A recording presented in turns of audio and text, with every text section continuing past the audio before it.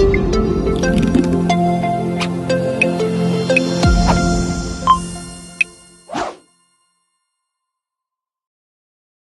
everyone, welcome back to our YouTube channel. In the previous video, we started learning about Power Query Editor User Interface Part 1. In this video, we will be covering its second part. Let's continue.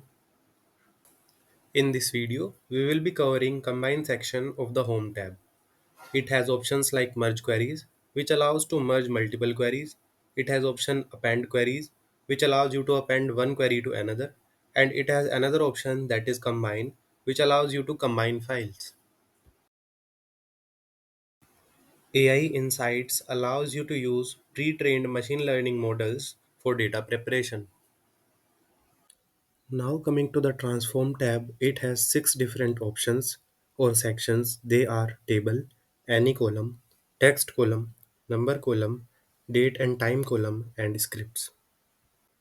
Table section consists of transpose rows and columns, reverse columns, and count rows.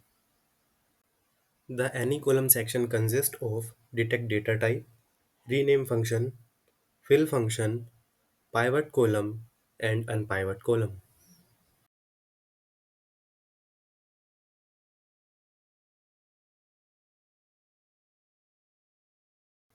The other options present in this section are move and convert to list.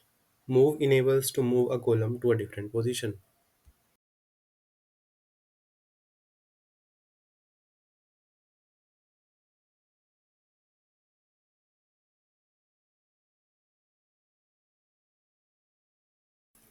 The text column sections consist of format, merge columns, extract, and parse options.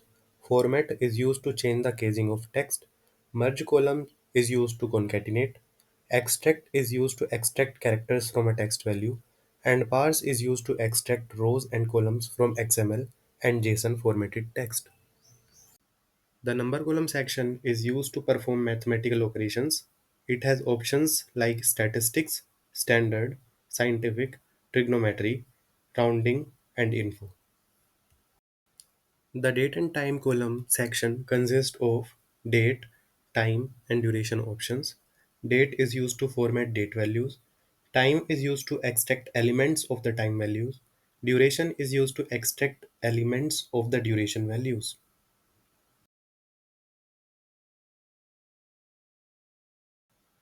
The script section consists of 2 options. They are Run R script and Run Python script.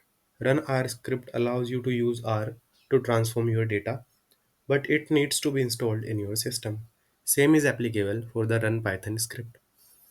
And that's it. In the next video, we will be continuing for the third part of our query editor user interface. Thank you for watching. See you in the next one.